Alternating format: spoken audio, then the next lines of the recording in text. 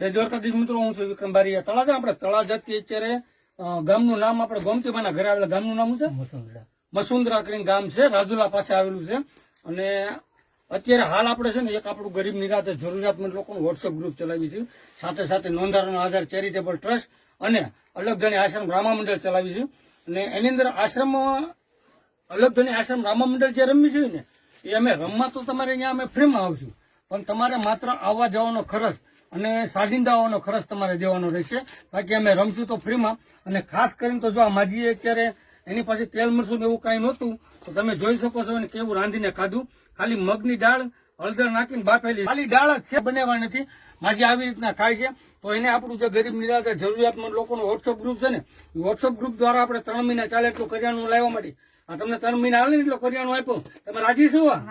અને આ જે વ્યક્તિએ દીધું ને આ લોકો જે વિડીયો જોવે ને એના તરફથી તમને આપેલું છે. જે લોકો 100 રૂપિયા 200 રૂપિયા દાન આપે એને કેવા રૂડા આશીર્વાદ આપશો?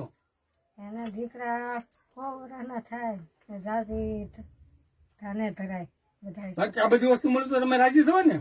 એમ કેમ રોવા મળ્યા?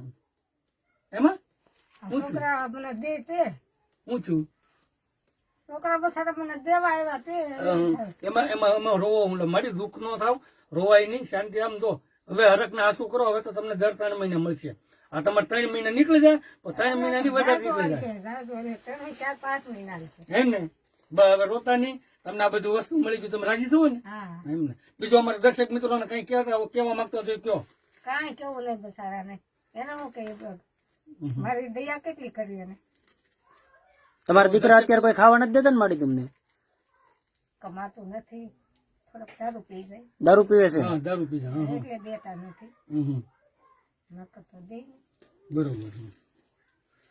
તો દર્શક મિત્રો અત્યારે આપણે હાલ ગામનું નામ પાછો ભૂલી મસુંદરા ગામની અંદર આવેલા છે.